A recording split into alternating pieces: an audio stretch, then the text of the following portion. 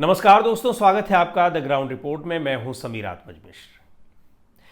दोस्तों, आज हम एक बहुत ही महत्वपूर्ण और बहुत हैरान करने वाले, बहुत ही चिंताजनक मुद्दे पर बात करने जा रहे हैं।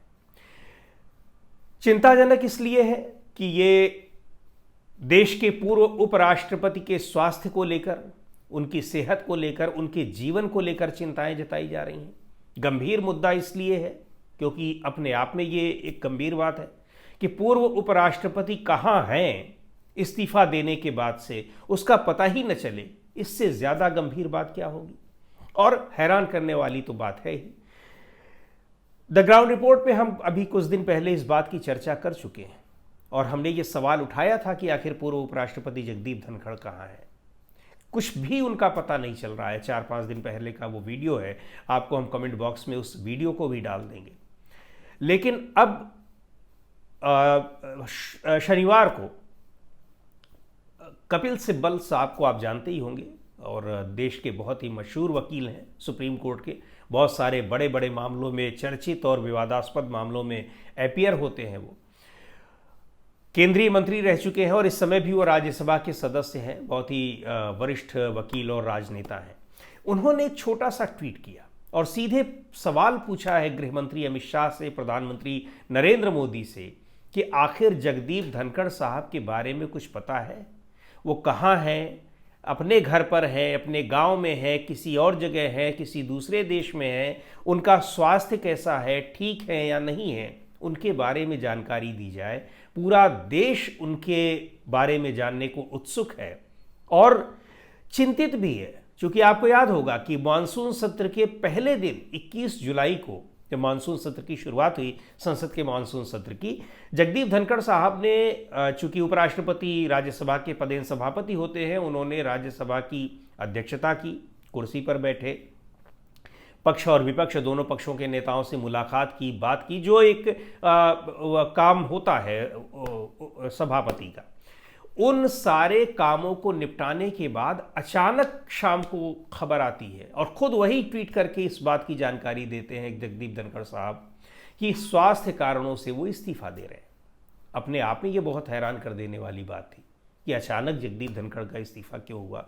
उसके पीछे बहुत सारे कारण रहे, उन कारणों की भी हम चर्चा कर चुके हैं और कई कारण बिल्कुल स्पष्ट भी हो गए हैं। अब किसी कारण को पुख्ता और एक कह लीजिए कि बहुत स्पष्ट तरीके से तो नहीं कहा जा सकता, कन्फर्म तरीके से कि हाँ यही कारण है, क्योंकि अभी जगदीप धनखड़ साहब ने इस बारे में कुछ बात ही नहीं की है। लेकिन तमाम कारणों की चर्चा हमने की है और उन्हीं में से कोई ना कोई एक कारण या उनमें से कुछ एक कारण हैं जिनकी वजह से उन्होंने इस्तीफा दिया। आप द ग्राउंड रिपोर्ट के यूट्यूब चैनल पर जाकर उन कारणों वाले वीडियोस को भी देख सकते हैं। लेकिन आज हम जिस बात की चर्चा कर रहे हैं इस पर हम पहले चर्चा कर चुके हैं, लेकिन कपिल सिब्बल साहब ने जो सवाल उठाए हैं थोड़ा उनको भी जान लेते हैं कि बहुत गंभीर सवाल है। उन्होंने सीधे देश के गृह मंत्री से सवाल किया है कि आप बताएं कि आखिर वो कहाँ है। देश के उपराष्ट्रपति रह चुके हैं, हाल ही में उन्होंने इस्तीफा दिया है और स्वास्थ्य कारणों से इस्तीफा दिया। कहाँ वो अचानक चले गए? वो अपने घर में नहीं है जो सरकारी आवास उनका है। सरकारी आवास उनका अभी खाली भी नहीं कराया गया है। आपको याद होगा कि उसी समय ये खबरें आ रही थी कि जगदीप धनखड़ साहब का सरकारी बंगला तुरंत खाली कराया जा रहा है। हालांकि बाद में उन खबरों का खंडन भी आया, लेकिन अभी सरकारी बंगला उनके नाम पर अलॉट है। अपने दिल्ली के सरकारी बंगले में जो उपराष्ट्रपति का बंगला होता है वहाँ जगदीप धनखड़ साहब नहीं है। उनके स्टाफ को फ़ोन करने पर, उनके पर्सनल सेक्रेटरीज वगैरह को फ़ोन करने पर कुछ भी पता नहीं चल रहा है कि वो कहाँ हैं। खुद कपिल सिब्बल साहब ने इस बारे में ट्वीट भी किया। उन्होंने बाद में उन्होंने खुद एक वीडियो पोस्ट किया है और उसमें उन्होंने कहा है कि उनके पीएस से फ़ोन पर उन्होंने बात की। जाहिर सी बात है कि जगदीप धनखड़ साहब का भी नंबर कपिल सिब्बल के पास होगा, उन्होंने उस पर भी संपर्क करने की कोशिश की होगी, संपर्क नहीं हुआ। उनके पर्सनल सेक्रेटरी को के पास फ़ोन किया गया, उन्होंने कहा कि अभी वो है नहीं, या उनके बारे में कोई जवाब नहीं मिला। तो सवाल उठता है कि जगदीप धनखड़ साहब हैं कहाँ पर और क्यों उनको इस तरीके से एकाकी जीवन जीने पर मजबूर किया जा रहा है। अपने आप तो वो नहीं होंगे, अगर वो बीमार हैं, उन्होंने स्वास्थ्य कारणों से इस्तीफा दिया तो उनको किसी अस्पताल में होना चाहिए, किसी डॉक्टर के सुपरविज़न में होना चाहिए। डॉक्टर के सुपरविज़न में अस्पताल होंगे तब भी पता लगेगा, डॉक्टर के सुपरविज़न में होंगे तो अपने सरकारी घर में होंगे दिल्ली के, या फिर वो अपने पैतृक निवास स्थान पर चले गए होंगे राजस्थान। लेकिन इनमें से किसी भी जगह पर नहीं दिखाई पड़ रहे हैं। ज़्यादा सेहत खराब होगी, हो सकता है विदेश में इलाज कराने गए हों। अगर वहाँ जाएंगे तो देश के उपराष्ट्रपति रह चुके हैं, उसकी जानकारी भी मीडिया को दी जाएगी। ये सारी जानकारी छिपाई जा रही है। क्यों छिपाई जा रही है और कौन छिपा रहा है, ये बहुत बड़ा सवाल है। और यही नहीं, कपिल सिब्बल साहब ने यह भी कहा है कि अमित शाह जी आप बताएं, अन्यथा हमको हैबियस कॉर्पस की रिट डालनी पड़ेगी। आपको पता होगा कि हैबियस कॉर्पस की क्या रिट होती है। रिट वो चीज़ होती है जो सीधे कोर्ट जारी करता है सरकारी जिम्मेदार अधिकारियों को, पदाधिकारियों को। और हैबियस कॉर्पस वो रिट होती है कि इसमें सुप्रीम कोर्ट या हाई कोर्ट रिट जारी करता है कि सीधे आप उस व्यक्ति को हमारे सामने लाकर प्रस्तुत करिए। ये ऐसे मामलों में कई बार होता है कि किनको छिपाया जाता है और किसी के बारे में जब कुछ पता नहीं चलता है, सामान्य व्यक्ति के बारे में भी, तो कोर्ट ये आदेश दे सकता है और कोर्ट के पास ये पावर है। तो कपिल सिब्बल साहब ने कहा कि हमको कोर्ट जाकर ये उससे आदेश न जारी करवाना पड़े कि आप उनको लेकर सामने आइए। बहुत बड़ी बात है कि हैबियस कॉर्पस की रिट डालनी पड़ेगी इसके लिए। लेकिन जगदीप धनखड़ के स्वास्थ्य को लेकर जिस तरह से बातें सामने आ रही हैं और उनके जीवन को भी खतरा है कि वो कहाँ है, क्योंकि अगर कुछ पता नहीं चल रहा है तो अपने आप में बहुत एक हैरानी वाली बात है। लेकिन सबसे बड़ा सवाल यह है कि आखिर जगदीप धनखड़ साहब को इस तरीके से जिसने भी किया है, जिसकी वजह से भी वो बिल्कुल इस समय नेपथ्य में चले गए हैं, बिल्कुल वो डिसअपियर से हो गए हैं, कहीं दिखाई नहीं पड़ रहे हैं, अदृश्य हो गए हैं, इसकी वजह क्या है? उनके पास ऐसा क्या कुछ है बताने के लिए जो अगर वो भंडा फोड़ देंगे तो बहुत बड़ा एक तूफान आने वाला है? लेकिन निश्चित तौर पर कुछ है उनके पास, क्योंकि मीडिया से इस्तीफा देने के बाद भी उनको बात नहीं करने दिया गया, उन्होंने कोई बात नहीं की।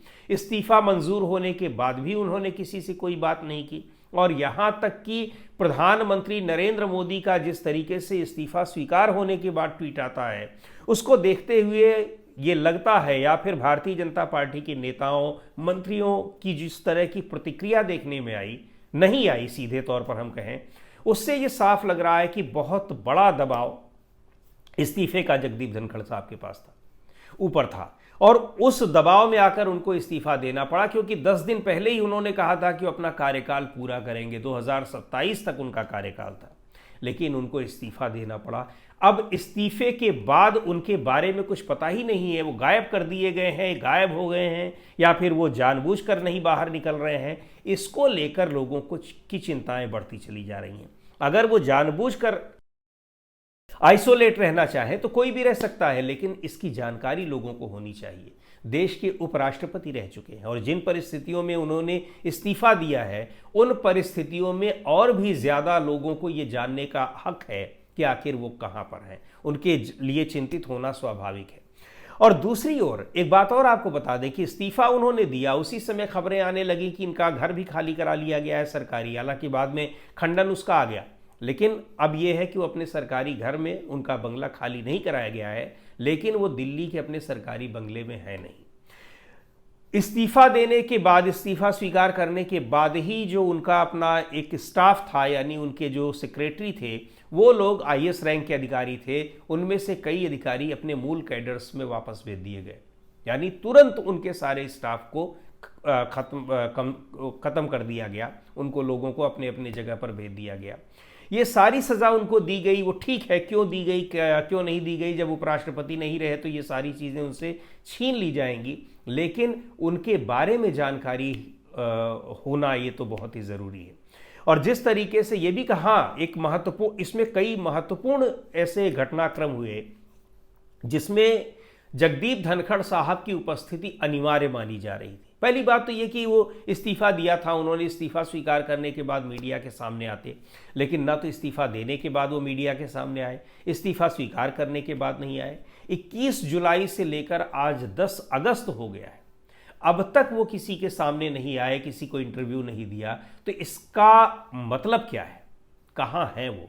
दिखाई नहीं पड़ रहे हैं, क्योंकि मीडिया लगातार कोशिश में है, सभी लोग, चाहे वो फ्रंटलाइन मीडिया जिसको हम कहते हैं वो हो, अखबार हैं, टेलीविज़न चैनल्स हैं, या फिर जो ये सोशल मीडिया है, या फिर जो डिजिटल मीडिया है, वो सभी लोग, सभी पत्रकार उनसे संपर्क करने की कोशिश में हैं। इस समय वो एक डिमांडिंग पर्सन है कि उनका अगर एक इंटरव्यू मिल जाएगा तो वो बहुत ही एक, कह दीजिए कि सनसनी पैदा करने वाला इंटरव्यू होगा, क्योंकि जिन परिस्थितियों में उन्होंने इस्तीफा दिया, बहुत सारी बातें उन्हें बताने, उनके पास बताने के लिए हैं। सब उनकी तलाश कर रहे हैं, लेकिन वो नहीं मिल रहे हैं। अभी सतपाल मलिक साहब का देहांत हुआ, कई राज्यों के राज्यपाल रहे, और जितने अपमानजनक तरीके से उनके साथ सरकार ने व्यवहार किया, कई राज्यों का राज्यपाल, केंद्रीय मंत्री, विधायक, सांसद, ये सब रहने के बाद 50 साल लंबा जिसका राजनीतिक करियर रहा हो, उस व्यक्ति को राजकीय सम्मान के साथ अंतिम विदाई नहीं दी गई। इससे बड़ा एक निकृष्ट काम क्या हो सकता है उनके साथ ये बर्ताव? इसलिए कि उन्होंने सरकार के से कुछ सवाल पूछे थे, पहलगाम की घटना को लेकर सवाल पूछे थे, जम्मू कश्मीर में राज्यपाल रहते हुए उन्होंने भ्रष्टाचार के मामले उठाए थे। और सतपाल मलिक का मृत्यु के ठीक पहले का एक बयान वायरल हो रहा है, उसकी सच्चाई की हम पुष्टि नहीं कर सकते हैं, लेकिन वो बयान वायरल हो रहा है, बहुत सारे लोगों ने सुना होगा, हमने भी सुना है, आपने भी सुना होगा, जिसमें वो कह रहे हैं कि कैसे उनको उनके साथ सच बोलने की सज़ा उनको दी है इस सरकार ने। बाकायदा प्रधानमंत्री मोदी का भी वो नाम ले रहे हैं। तो अब लोगों को इस एपिसोड से, इस घटनाक्रम से और भी चिंताएं बढ़ रही हैं कि जिस तरह से सतपाल मलिक के साथ जो व्यवहार हुआ, क्या उसी तरीके का व्यवहार जगदीप धनखड़ के साथ भी तो नहीं हो रहा है। लेकिन सतपाल मलिक हमेशा लोगों की नज़र में रहे, लोगों से बातचीत करते रहे। जगदीप धनखड़ साहब को तो बाहर पब्लिक के सामने आने से ही रोक दिया गया है, ऐसा लग रहा है, क्योंकि अपने आप वो रुक जाएंगे इसकी संभावना कम दिखाई पड़ती है। बहुत ही सोशल व्यक्ति रहे जगदीप धनखड़ साहब, इनके सतपाल मलिक जी के अंतिम संस्कार में भी नहीं जा पाए। अगर वो दिल्ली में होते, स्वस्थ होते और एक सही तरीके से रह रहे होते, निश्चित तौर पर वो सतपाल मलिक के अंतिम संस्कार में जाते, क्योंकि सतपाल मलिक से उनकी पुरानी दोस्ती थी। दोनों जनता दल के समय के एक दूसरे के, एक ही विचारधारा के, एक ही पार्टी के लोग थे, और दोनों में आपस में तालमेल था। जगदीप धनखड़ साहब भी राज्यपाल रहे हैं, और जब वो भी सतपाल मलिक साहब भी राज्यपाल रहे हैं, तो उनके अंतिम संस्कार में न जाने का कोई सवाल ही नहीं उठ रहा था। लेकिन सतपाल मलिक साहब के अंतिम संस्कार में जगदीप धनखड़ साहब वहाँ भी नहीं पहुँचे। तो बहुत सारे सवाल उठ रहे हैं, लेकिन निश्चित तौर पर सरकार को, और ख़ास तौर पर गृह मंत्री अमित शाह को, देश को ये बताना चाहिए कि आखिर जगदीप धनखड़ साहब हैं कहाँ और किन स्थितियों में है, उनका स्वास्थ्य कैसा है, वो तबीयत ठीक है उनकी या नहीं है, चूँकि स्वास्थ्य कारणों से इस्तीफ़ा दिया था। ये बहुत ही ज़रूरी और गंभीर मसला है, गंभीर सवाल है, जिसका जवाब सरकार को तत्काल देना चाहिए। आज के इस वीडियो में इतना ही। अगले वीडियो में फिर मिलेंगे एक नए विषय के साथ, एक नए मुद्दे के साथ। द ग्राउंड रिपोर्ट के यूट्यूब चैनल को आपने अब तक सब्सक्राइब न किया हो तो ज़रूर कर लें। हमारे वीडियोज़ को लाइक करें, शेयर करें, और अपने सुझाव भी हमें ज़रूर भेजें।